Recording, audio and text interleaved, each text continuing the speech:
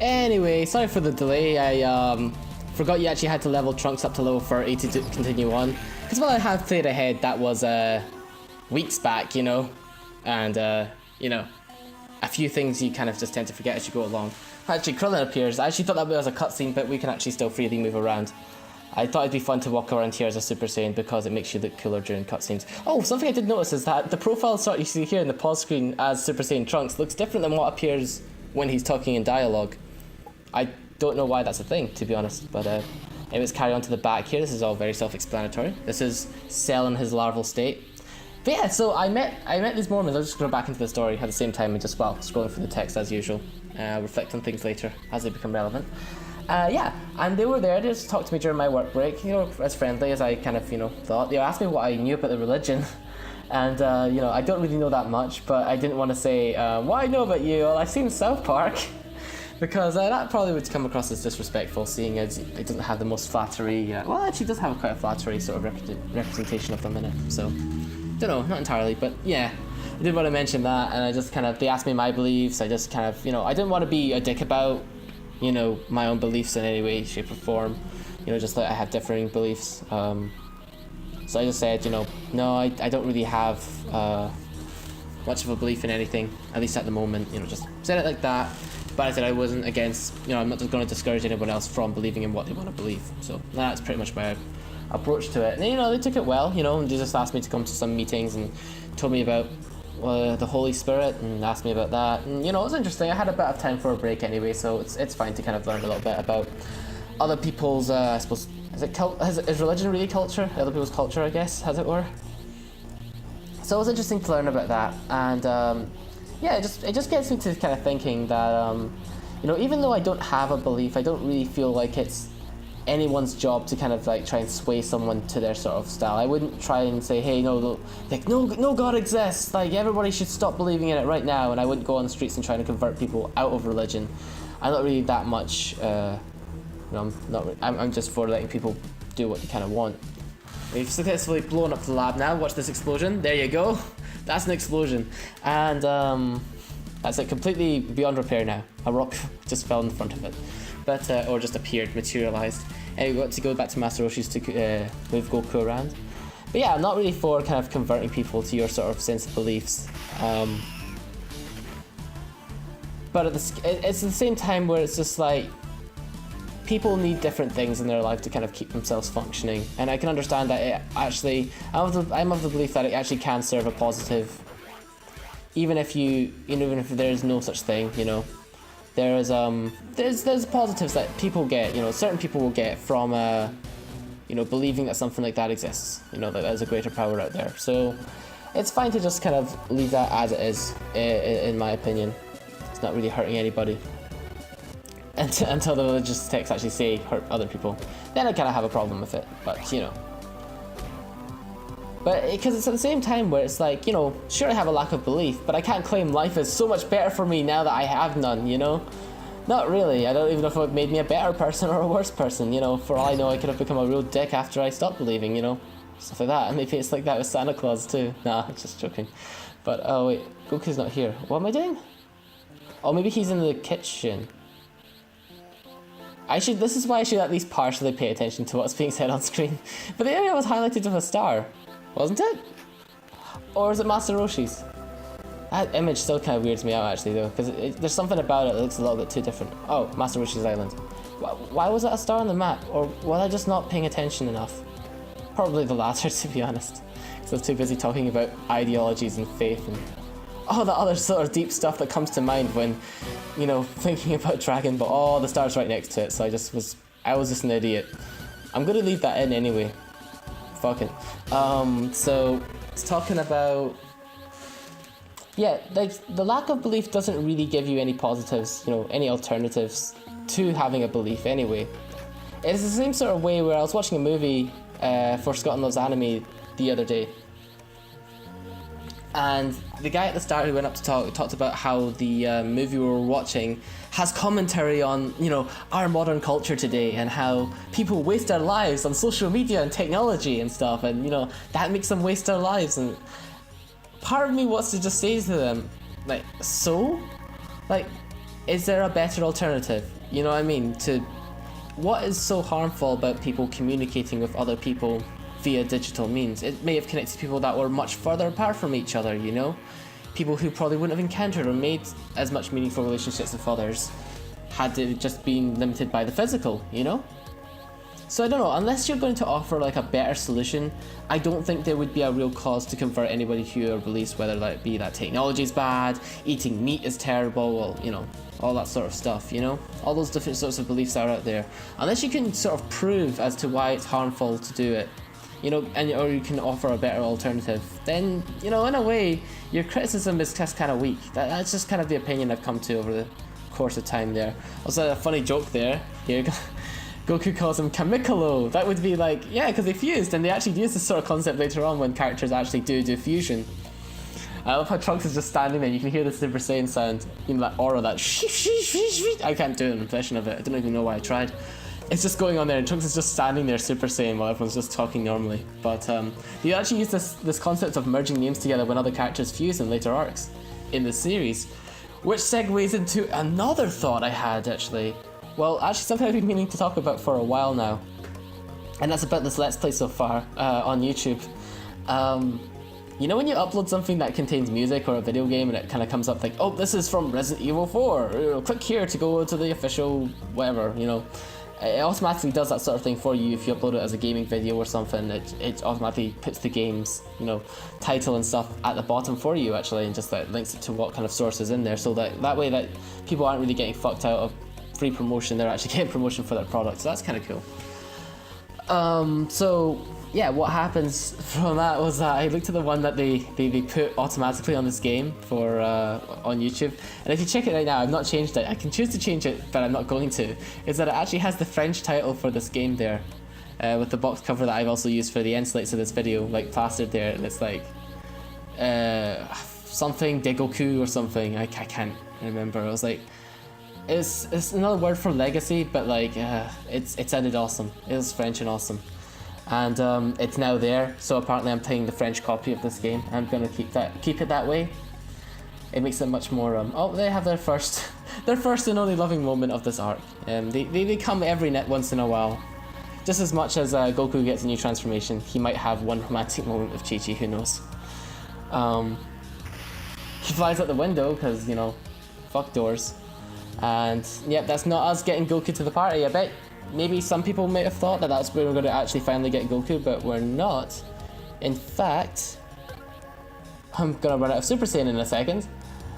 I need to pay attention. Yes, Goku's talked about a new way of getting stronger, a way of managing to defeat the androids and potentially Cell all at once, and it's all apparently at Kami's Lookout. So we're going to go there, and this is going to be a plot heavy episode, and that's another reason why I'm just ranting about other random shit at the same time. I've got all sorts of things like just lined up to talk about in terms of like topics that are tangentially related to what's going on here. So we're at Kami's Lookout now. And this is probably going to lead to why the reasons why I was kind of under-leveling Trunks for a bit, because he's actually going to be removed from our party for a short period of time to do some training. This is a reunion with Vegeta. There's all the four Saiyans here, father and son, all here in the same room with Piccolo there, and a little black genie guy. I don't know what Mr. Popo actually is. Actually, interestingly enough, you know, like if this game got re-released on a virtual console or something, would they change Black Popo to Blue Popo? I'm wondering. Like, would they have to resprite it? Maybe, actually, with the whole age rating and stuff like that these days, and the way they had to change them in the most recent releases of Dragon Ball Z. Although seemingly, oh wait, I think in Super, Black Popo is still there. He's not blue anymore in that one, so he's not had to in the original Japanese version, but maybe he will in the when it gets dubbed. I'm wondering. I don't really mind either way. I do prefer his original color, just for nostalgia's sake mainly. But if they gotta change him, then they gotta change him. You know, it's not like they can just remove him completely from existence, can they? So you know, if people get troubled, then I suppose that one would be one worth conceding on, for the greater good. The greater good. So we're going to take turns, and apparently what happens is when you go into this time-space room, hyperbolic time chamber thing, by the way, that door is much taller than any of them. Just notice. I guess it's the way they're sprited, but our models are so much smaller than the door. But yeah, apparently time moves a lot slower in this room. And they're going to use that to get 3 years of training in 1 day's time, which is rather impressive. And apparently the conditions in there are so harsh that it's a great training environment to begin with anyway. Many people can't last a whole day in there. A whole hour time day, I mean. So meanwhile, we're just giving back Piccolo. Gohan is also removed from the party for now. And apparently Goku, a little bit of foreshadowing, Goku's planning on teaching Gohan how to go Super Saiyan when they go into the time chamber. He's not sure he can do it though. So yeah, apparently Goku's giving us a tip that the androids are going to maybe appear on Master Roshi's island, thinking Goku's going to be there. So we're going to go there as Piccolo to go and stop them right now. It's interesting that Goku's asking like Piccolo to do his dirty work, because he's not exactly having to do anything right now either. So potentially Goku could go down and try and do something too. But then again, I suppose canonically in the story at this point in time, Piccolo is actually stronger than Goku at the moment, because I mean he has been out with the heart virus. Unless he gets a massive Zenkai boost from the you know, the heart attack thing. You know, like as people that are Saiyans gain power if they recover from being seriously wounded. And also it's going to be more badass if I go into this cutscene while wearing no cloak. So I'm going to walk down here as bottom as Piccolo, and then suddenly this plays. So, hi, can Goku come out to play, says Android 17. They've arrived!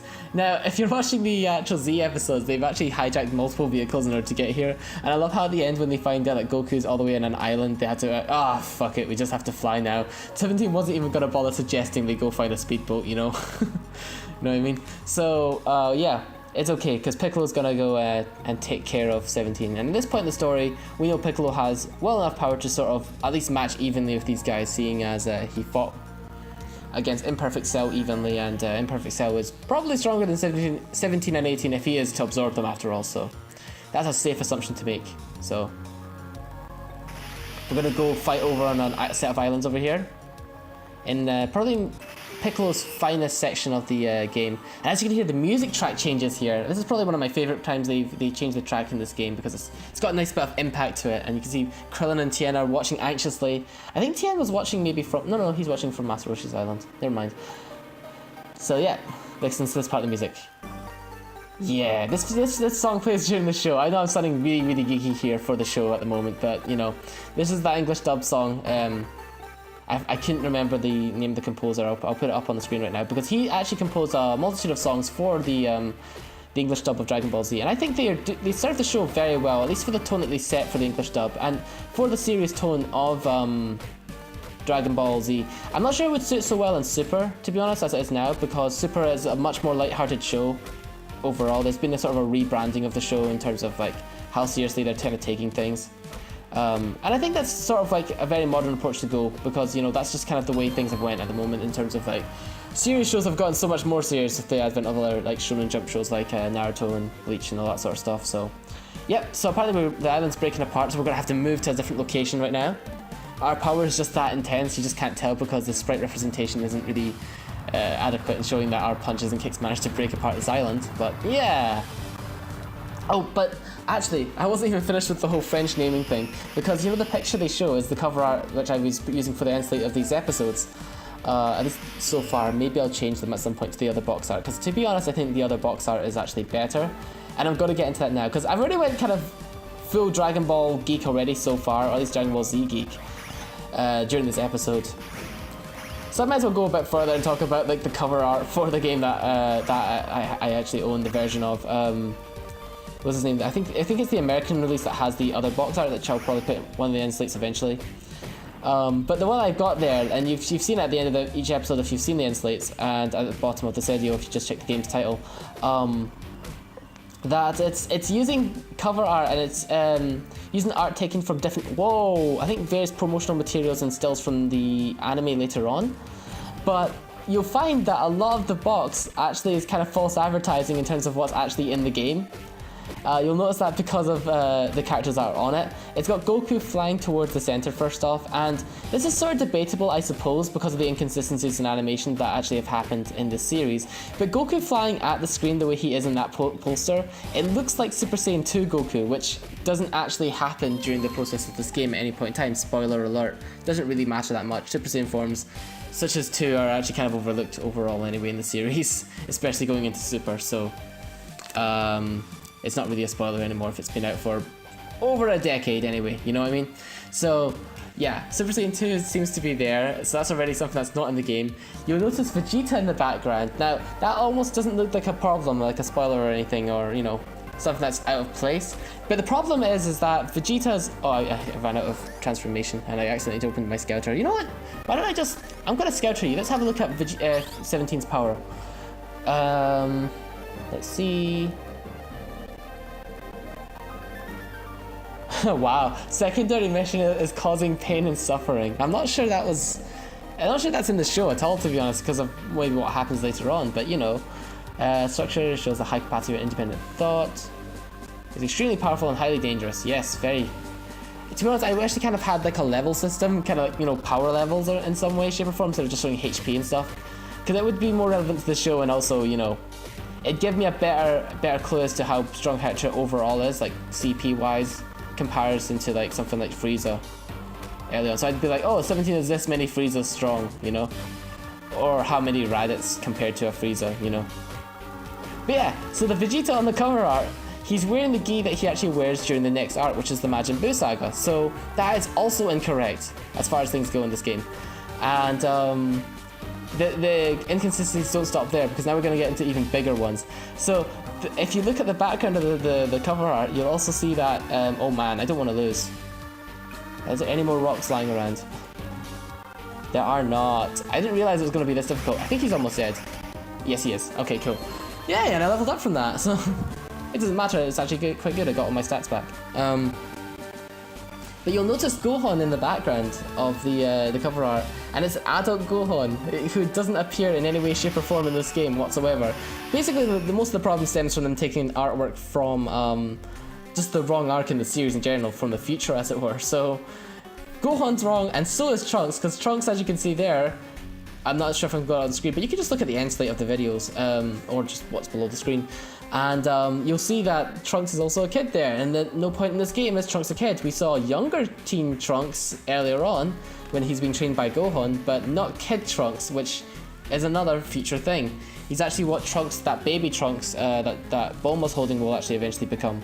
So yeah, that artwork is all sorts of wrong, and to be honest, that's not an uncommon thing, especially during this era of the series where, you know, Budokai had artwork on it that wasn't really supposed to be in that kind of game. It doesn't get covered.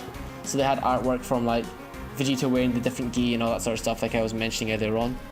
But I guess we're getting into more plot relevant stuff. Cell has actually arrived at the wrong time, and everyone's just sort of letting him walk around and say this monologue about how like all the androids are so perfect for him, and how 16 is just like an extra, I don't care about this model because he's not going to become part of me thing.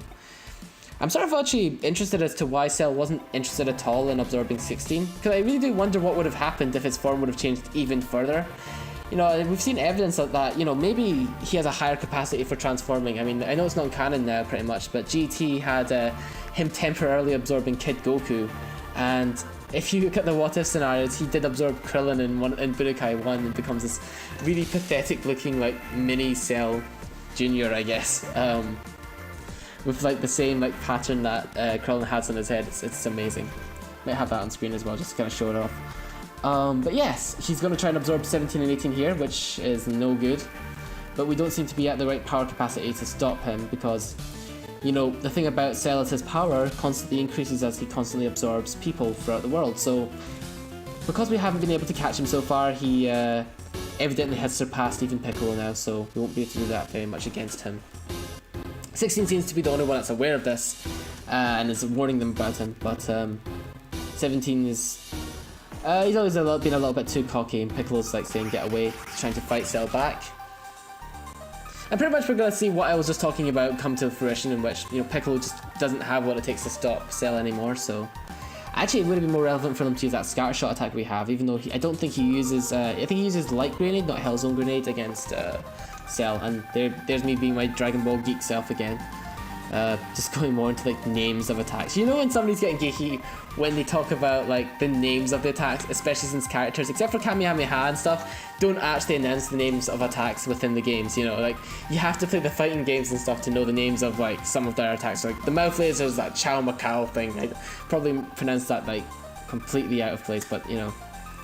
It's actually kind of funny that Cell's sprite is so large, given that like he now towers over 16, which in the show they're about the same size. I think 16 is actually slightly bigger, but the other show here, 16 is actually doing something. He's actually attacking something that's not Goku, and he manages to down Cell quite well.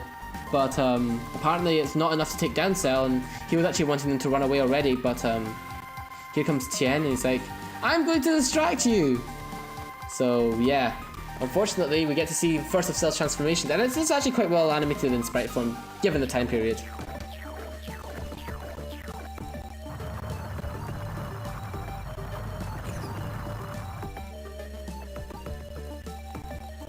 I really like the music that's playing at this part of the game. It becomes the perfect Cell's theme further on in the storyline, but they use it every time that he starts absorbing the androids in this game.